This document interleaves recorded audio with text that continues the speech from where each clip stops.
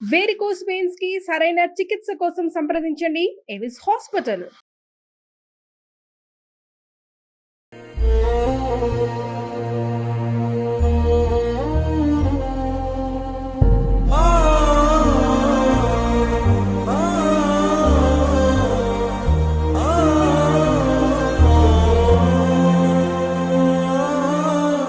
నారావారిపల్లిలో రామ్మూర్తి నాయుడుతో ఉన్నటువంటి అనుబంధం అదే రకంగానే చిన్నప్పటి నుంచి ఆయనతో పాటు తిరిగి పార్టీలో కూడా క్రియాశీలకంగా వ్యవహరించినటువంటి కొంతమంది ఆయన స్నేహితులు మనతో ఉన్నారు. ఆయనతో మాట్లాడదాం. ప్రస్తుతం నారావారిపల్లిలోనే రామ్మూర్తి నాయుడు, నారా చంద్రబాబు నాయుడు నివాసం వద్ద మనం ఉన్నాము.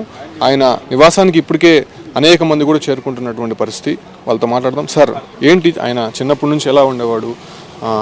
నారావారిపల్లి గ్రామంలోనే కాదు, ఆయన చంద్రగిరి నియోజకవర్గానికి మొత్తం కూడా సేవలు అందించారు, ఎమ్మెల్యేగా పనిచేశారు. సో ఆయన గురించి ఏం చెప్తారు? అసలు చిన్నప్పటి నుంచి మీతో ఎలా కాదు కానీ ఎమ్మెల్యేగా బాబుగా చంద్రబాబు నాయుడు గారు రాజకీయాలు దిగినప్పుడు కలిసి తిరిగేవాళ్ళం. ఈయన ఎమ్మెల్యే అయిన తర్వాత కాన్స్టిట్యూన్సీని బాగా డెవలప్ చేశారు. అందరితో కూడా బాగా కలిసిమెలిసిపోయేవాళ్ళు. బట్ ఇది జరగాల్సింది కాదు. అంటే ఆయన చిన్నప్పుడు తండ్రితో కొంత సహాయంగా ఉండేవాడు. ఆ తర్వాత కొన్ని కళా ప్రదర్శనలు చేసేవాడు. ఆ తర్వాత కొన్ని కాంట్రాక్టులు, ఎమ్మెల్యే అయ్యాడు. సో అన్ని రంగాల్లో కూడా ఆయన అందిపుచ్చుకుంటూ వచ్చాడు. గ్రామస్తులు కావచ్చు, అంటే ఆయనకు ఉన్నటువంటి స్నేహితులు అనుబంధం ఎలా ఉండేది? ఫాదర్తో కూడా చాలా బాగా ఉండేవాడు. కలిసిమెలిసి అందరితో, గ్రామస్తులతో కూడా బాగా కలిసిమెలిసి తిరిగేవాడు. కళా నాటకాలు వేయడం కానీ ఇట్లాంటివి కూడా కొంచెం కళా అభిమానం ఉండేవాడే. కాకపోతే బాగా వ్యవసాయం చేసేవాడు, తర్వాత కాంట్రాక్ట్స్ చేసేవాడు. తర్వాత రాజకీయంగా ఆయన ఎమ్మెల్యే అయిన తర్వాత కాన్స్టిట్యూన్సీని బాగా డెవలప్ చేశాడు. జరిగింది. సంక్రాంతికి ఒక పండుగ వాతావరణం నారావారిపల్లిలో కనిపిస్తూ ఉంటుంది. ఎవరు ఏ స్థాయిలో ఉన్నా, ఎక్కడున్నా కూడా నారావారిపల్లిలో రావడం అనేది ఒక నియమంగా పెట్టుకున్నారు. సో ఆ సమయంలో అందరూ కలిసి కూడా ఉంటారు. అప్పుడు ఎలా ఉండేది నారావారిపల్లి? ఇది నారావారిపల్లిలో సంక్రాంతి, నిజంగా సంక్రాంతి వచ్చిందా అనే విధంగా అందరూ కూడా ఫ్యామిలీ అందరూ, అన్నదమ్ములు అందరూ కలిసేవాళ్ళు, బంధువులంతా వచ్చేవాళ్ళు. ఇక్కడే ఒక సంక్రాంతి పండుగ వాతావరణం బాగా ఉండేది. కాన్స్టిట్యూన్సీలో కూడా అందరూ కూడా వచ్చి కలిసేవాళ్ళం.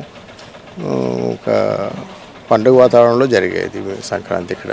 ఎందుకంటే చంద్రబాబు నాయుడు గారు కూడా సంక్రాంతి ఖచ్చితంగా వాళ్ళ ఫ్యామిలీతో ఇక్కడికి వస్తారు. అప్పుడు బ్రదర్స్ కానీ సిస్టర్స్ కానీ అందరూ ఇక్కడ కలిసేవాళ్ళు, సంక్రాంతి పండుగ చేసుకుంటుంటారు. అది. సో గ్రామస్తులు ఉన్నారు సార్, ఎలా ఉండేవాళ్ళు మీతో? ఆయన ఇక్కడ గ్రామానికి వస్తే, అంటే గ్రామం నుంచి ఆయన హైదరాబాద్కి షిఫ్ట్ అయిపోయారు, అక్కడే ఎక్కువ సమయం గడుపుతున్నారు. ఎప్పుడన్నా వచ్చేటప్పుడు ఎలా ఉంటారు? మీతో ఎలా మాట్లాడారు? మేము ఎక్కువ కాలం రామ్మూర్తి నాయుడుతోనే మేము ఎక్కువ కాలం గడిపాము.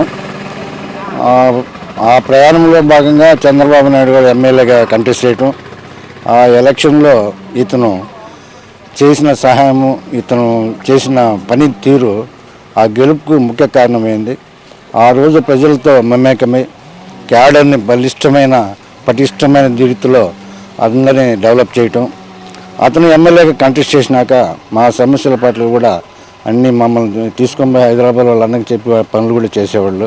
చిన్న వాళ్ళతోనే ఎక్కువ మమేకమై మాస్ లీడర్గా మాస్లోనే ఉండి చాలామందికి చాలా విధాలుగా వాళ్ళ కోరికలను అతను తీర్చేవాడు. ఒక పటిష్టమైన నియోజకవర్గంలో ఈ మండలాలంతా కూడా పూర్తి మెజార్టీ 15,000తో ఆ కాలంలో అతను గెలవడం జరిగింది. అతను లేని లోటు మాకు ఆ రోజు కూడా ఇప్పుడు కూడా జరుగుతూ ఉంది. ఈరోజు బ్యాడ్ డే, ఈరోజు మేము అంతా కూడా జీర్ణించుకోలేకపోతున్నాము. అతనితో ఎక్కువగా మేము అటాచ్మెంట్ ఎక్కువగా, దాంతో మా తరఫున పెద్దానికి చెప్పేవాళ్ళు కానీ మా యొక్క కష్టసుఖాలు నేరుగా అతను తీసుకొని ఒక మధ్యవర్తి అనకూడదే కానీ మనిషి లేకపోవడం అనేది మాకు ఇది. ఈ గ్రామంలో చంద్రబాబు నాయుడు స్టూడెంట్ లైఫ్ నుంచి కూడా ఈ గ్రామానికి అతనికి కొద్దిగా గ్యాప్ ఏర్పడింది. తమ్ముడే అన్నీ చూసుకునేవాడు.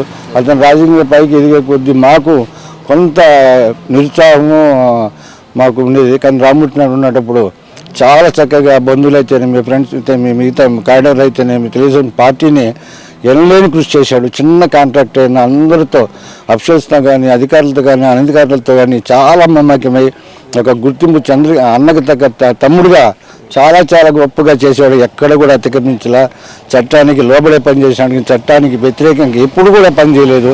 ఇప్పుడు గతంలో జరిగిన ప్రభుత్వంలో లాగా అతని తమ్ముడే సీఎం తమ్ముడైనా కూడా ఏ రోజు పదలకుండా సమస్యల పట్ల అవగాహనతో ఎంత సమస్య అయినా సరే నేరుగా అధికారులతో మాట్లాడి వాళ్ళంతా మాట్లాడి ఒక డెవలప్మెంట్ కూడా కుంటుపడింది. ఆ లోటు ఇంకా ఎవరు తీరుస్తారో మాకు తెలియదు. చాలా బాధగా ఉంది. గ్రామంలో అందరూ కూడా ఇంకా ఎదురు చూస్తున్నారు అతని చివరిసారి దర్శనానికి. అంటే సంక్రాంతికే కాకుండా మామూలు రోజుల్లో కూడా వచ్చేవాళ్ళ ఆయన ఇండివిజువల్గా? సంక్రాంతి చంద్రబాబు నాయుడు సీఎంగా హైదరాబాద్ విజయవాడలో ఉంటాడు కాబట్టి ఆయన కుటుంబ సభ్యులు అందరూ వచ్చేవాళ్ళే. కానీ ఇతను ఎమ్మెల్యేగా ఉన్నా ఎమ్మెల్యేగా లేకపోయినా కూడా ఎప్పుడు ఇక్కడే అతను తిరుపతిలో ఆఫీసులు పెట్టాడు కానీ తిరుపతిలో పెట్టాడు కానీ ఏమీ లేదు. మొత్తం నారావారిపల్లె ఆయన ఇక్కడ ఉండటం వలన ఇక్కడ రోడ్లు కానీ ఇక్కడ చుట్టుపక్కల కావాల్సిన సదుపాయాలు రైతులకు కానీ అయితే మిగతా వాళ్ళకి కరెంటు కానీ ఇతర కూడా అతను ఉండబట్టి అవన్నీ జరిగినాయి. ఆయన లోటు ఇప్పుడు అందరికీ కనబడుతూ ఉంది.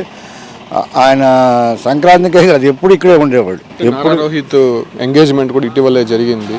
సో చాలా గ్రాండ్గా జరిగింది. ఈ సమయంలోనే ఇలా జరగడం, సో గ్రామస్తులుగా ఏం చెప్తారు? ఇంతలోనే ఈ విధంగా జరగడం చాలా దురదృష్టకరమైన విషయం. ఎందుకంటే పిల్లలు పెళ్లి చూడడం తండ్రిగా ఒక ఆశ ఉంటుంది. అది జరగకపోవడం మాకు కూడా చాలా బాధ అనిపిస్తూ ఉంది. సార్ ఏం చెప్తారు సార్? ఒక 2 మాటల్లో చెప్పండి ఆయన గురించి. గ్రామంలో ఉంటాడు, అదే రకంగా కోల్పోయినట్లు బాధ వేస్తూ ఉంది. ఆయన చేసినట్టు పనులు మాకు ఇప్పటికీ అసలు అవి తలుచుకుంటే దుఃఖం వస్తూ ఉంది. కాణిపాకంలో ఆ రోడ్డు విస్తరణకి ఒకటి చూశాను నా వయసుకి నేను. ఆ రోజుల్లో ఆయన అంత దగ్గరుండి రాత్రి సాయంత్రం నుంచి మధ్యస్థం తెకపోతే మా 4 దాకా కూడా ఉండి దాన్ని తెంచి ఆ మధ్యస్థంలో అక్కడ అన్న మామ అని అందరినీ మమేకమయ్యి ఆ రోడ్డు విస్తరణ పనులు, అదే మాదిరి నీటిపారుదలలో కానీ ఇంకా చాలా వర్కులు చూసామంతా కూడా అప్పుడప్పుడు గమనించేవాడిని. అవి ఇప్పటికీ మేము జీర్ణించుకోలేకపోతున్నాం. అలాగే అక్కడే కాదు, కాన్సెన్సీ అప్పుడు ఉమ్మడి పెద్ద ఇదనమాట కాన్సెన్సీ. ఆయనతో కొంతకాలం మేము తిరిగేవాళ్ళం. పిల్లోళ్ళు పెట్టుకోకుండా ఆయన పని చేసేవాళ్ళు బాగా ప్రోత్సహించేవాడు, కూడా పెట్టుకునేవాడు, పనులు అప్పగించేటోడు. అవన్నీ ఈరోజు మేము మెంబర్ వేసుకొని బాధపడతాము. పెద్దలు ఇద్దరు చెప్పినట్టు ఈ రోజుకి మాకు ఎంతో బాధ అనిపిస్తూ ఉంది, చెప్పలేము. ఆ లోటు ఇంకా అట్లా బాధపడుతూ చూడాలి. ఆయన ఎక్కడ చదువుకునే వాళ్ళని? ఇక్కడ నుంచి చంద్రగిరికి వెళ్ళి చదువుకునే వాళ్ళని తెలుస్తుంది. ఇక్కడ విద్యాభ్యాసం జరిగిందా, లేదంటే ఆయన తిరుపతికి కూడా వెళ్ళినట్టు తెలుస్తుంది. చదువు విషయంలో ఆయన ఎలా ఉండేవాడు? ప్రాథమిక విద్య మొత్తం రంగంపేటలో జరిగింది. హై స్కూల్ అన్నలాగా హై స్కూల్లో కూడా చంద్రగిరిలో కూడా చదివింది. ఆ తర్వాత అతనికి ఉన్న ఇబ్బంది ఏమిటంటే వ్యాపారం చేయాలి, ఆ కుటుంబాన్ని పైకి తీసుకురావాలి అని చిన్న కాంట్రాక్టులు చేస్తూ చదువు మీద శ్రద్ధ తగ్గించి అన్నను ఎక్కువగా ప్రధానంగా తీసుకుని అన్న యొక్క డెవలప్మెంట్కి ఎక్కువగా తోడ్పడటం జరిగింది. దానివల్ల చదువుకోలేకుండా పెద్ద చదువులు మామూలు చదువుకున్నాడు. అతనికి చదువు అనేది కాదు, విజ్ఞానవంతుడు, ముందు చూపు కలిగిన వ్యక్తి, సమర్థవంతుడు. అతనికి చదివే లోటు ఏం కాదు. మిగతా అన్నింటిలో కూడా అతను అందరితో మమైకమే ఇది చేశాడు. ఇక్కడ ప్రాథమిక దశ అంతా కూడా ఇక్కడే జరిగింది, బయట ఎక్కడే జరగలేదు. చూస్తున్నాం కదా, ఆయన స్నేహితులు, ఆయన చిన్ననాటి నుంచి కూడా తిరిగినటువంటి వ్యక్తులు వీళ్ళందరూ కూడా చాలా బాధపడుతున్నారు. ఎందుకంటే ఆయన చంద్రబాబు సీఎం అయిన దగ్గర నుంచి కూడా లోకల్గా చంద్రగిరి నియోజకవర్గాన్ని కావచ్చు, అంటే ఆయన గ్రామాన్ని ప్రేమిస్తూనే వచ్చారు. ఆయన ఎప్పుడు కూడా గ్రామస్తులకు అందుబాటులో ఉంటున్నారు. హైదరాబాద్లో ఉన్నప్పటికీ కూడా తరచూ ఇక్కడికి వచ్చి ఏం కావాలి, గ్రామం అభివృద్ధి ఏదైనా సంబంధించి ఏదైనా కార్యక్రమాలు చేయాలనే విషయాలపైన కూడా ఆయన మాతో ఆరా తీస్తూ ఉంటారు. చిన్నప్పటి నుంచి కూడా చాలా చనువుగా ఉండేవాళ్ళు. వాళ్ళు అందరితో కలిసి తండ్రికి తోడుగా ఉంటున్న కుటుంబం ఒక స్థాయికి రావడానికి ఆయన కూడా చాలా క్రియాశీలక పాత్ర పోషించారని చెప్పి కూడా గ్రామంలో ఉన్నటువంటి ఆయన స్నేహితులు, బంధువులందరూ కూడా స్పష్టం చేస్తున్నారు. ప్రస్తుతం ఆయన గ్రామంలో శోకసంద్రంగా మారిందని చెప్పుకోవచ్చు. రేపు ఆయన అంత్యక్రియలు జరిగేటువంటి అవకాశం ఉన్నట్టు ఉన్నటువంటి వర్గాలన్నీ కూడా చెప్తున్నారు.